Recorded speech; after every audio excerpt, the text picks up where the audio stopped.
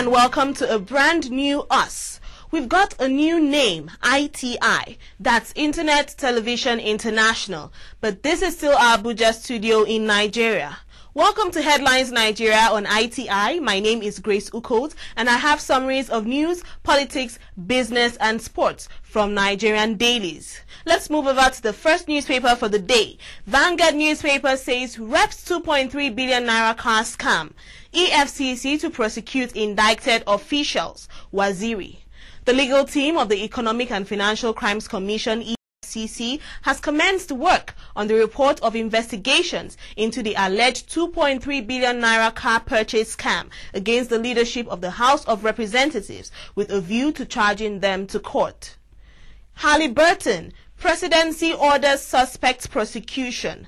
Following Vanguard's exclusive report last week of the American government's threat to dump its support and mobilize the international community against supporting President Goodluck Jonathan if he decides to contest the 2011 elections, unless culprits in the $190 million Halliburton scandal were brought to book, the presidency has ordered the immediate prosecution of all the 8 suspects indicted by the Halliburton scandal, with the amount now put at $198 million.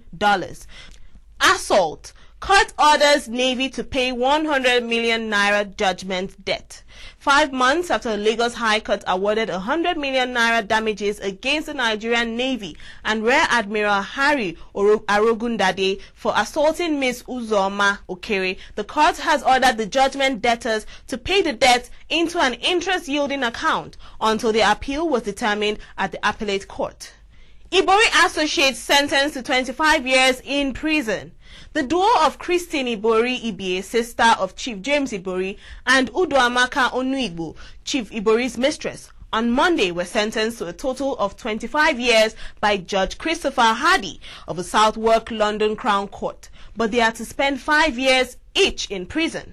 Christine and Uduamaka were last week found guilty by a 12-man jury of various financial crimes, including money laundering, mortgage fraud, and wire fraud. 70% of Nigerians live in poverty, says Nasima. The Nigerian Association of Chambers of Commerce, Industry, Mines and Agriculture yesterday stressed that over 70% of the masses live below poverty line, which is basically caused by the mismanagement and misappropriation of funds, and has seen the rundown of the Nigerian economy. Punch newspaper says Jonathan to name new INEC boss, others today. President Goodluck Jonathan is expected to present the names of the new chairman and 10 commissioners of the Independent National Electoral Commission to the meeting of the National Council of State in Abuja on Tuesday. NLC faults 10 billion naira budget for independence anniversary. The Nigeria Labour Congress has criticized the 10 billion naira budget for the nation's 50th independence celebration. The NLC, in a statement on Monday, said that the supplementary budget submitted by President Goodluck Jonathan to the National Assembly for the celebration of the Golden Jubilee was a demonstration of the government's insensitivity to the plight of Nigerians. I've spent $750 million on polio eradication in Nigeria, Gates. Co-chair of the Melinda and Bill Gates Foundation, Mr. Bill Gates, declared on Monday that he had spent about $750 million on polio eradication in Nigeria. He also explained that the global coverage of the campaign had cost him $8 billion, adding that an additional $2.6 billion would be spent on completely eradicating the disease. Just 2 policemen killed, Monarch's Palace torched. Just Metropolis in Plateau State was on Monday engulfed in another orgy of violence as motorcyclists, popularly called Okada, tried to resist a government ban on their activities. By the time the violence was over, 2 policemen had been killed, many others wounded, and a part of the palace of the Gbongwom Jos, Dabuba Yang, was burnt by hoodlums who hijacked a protest by the motorcyclists.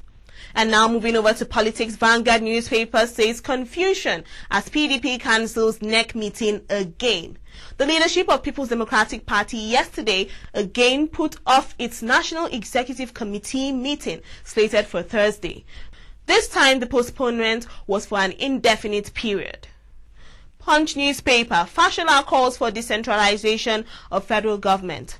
The Lagos State Governor, Mr. Babatunde Fashola, on Monday called for the decentralization of government at the federal level. He said it is time to borrow a leaf from advanced countries like the United States, where there is an inclusive system of governance with government and representation closer to the people. INEC to expunge fake names from register. The Independent National Electoral Commission on Monday in Abuja vowed to tackle the menace of multiple registration of voters ahead of the 2011 general election. Governors want harmonized amended constitution debated at state level. The 36 states governors under the aegis of the Governors Forum yesterday resolved that discussion on the recently harmonized version of the reviewed constitution by the National Assembly should be taken to the states for further discussion with stakeholders so as to aid smooth passage. And Punch newspaper, federal government okays 10 billion naira for second Niger bridge. The federal government has earmarked 10 billion naira for the construction of the second Niger bridge, just as it is set to begin an audit of road contracts awarded by the past administrations today. The Minister of Works, Senator Sanusi Dagash, confirmed this during a courtesy visit by the Deputy Senate President, Senator Ike Ekweremadu, in Abuja on Monday. Nigeria Sat-2 to be launched in October. The National Space Research Development Agency says Nigeria's second Earth observation satellite, a higher resolution facility compared to the first one, will be launched on October 29, 2010. The Director General, Dr. Saidu Mohammed, made this announcement at a one-day workshop on the applications of high-resolution satellite imageries and synthetic aperture radar imageries held in Abuja on Monday. The satellite, dubbed Nigeria Sat-2, will be the nation's third spacecraft to be put in orbit in the past 8 years. Regional markets get boost.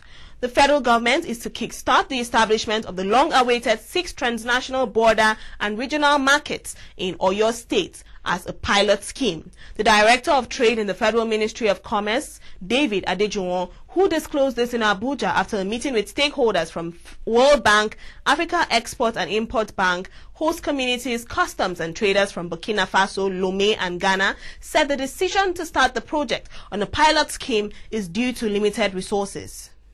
And sports news, Vanguard newspaper, Jonathan to visit Super Eagles, Marwa. President Goodluck Jonathan will give a pep talk to the Super Eagles in their camp ahead of their encounter with Argentina on June 12. Nigeria's High Commissioner to South Africa, retired Brigadier General Buba Marwa, has said. Marwa spoke at a welcome dinner he held for the team at his residence in Pretoria, which also coincided with the Super Eagles' victory over North Korea in an international friendly in Johannesburg. Punch newspaper, Argentina not better than Nigeria, Shitu. Super Eagles defender Danny Shitu insists he and his teammates are not scared to engage Argentina in their Group B World Cup opener in Johannesburg on June 12. He dismissed fears that Nigeria would fall an easy prey to the title-hungry South Americans, saying the Aggies were not better than the Nigerians. He said, "We are not in South Africa to be a footnote in the story of Argentina. We have 100 million people supporting us in Nigeria. We are here to make an impact. Anything else will rightly be seen as a failure." Still on Punch newspaper, we can do without Mikel Lagerbäck.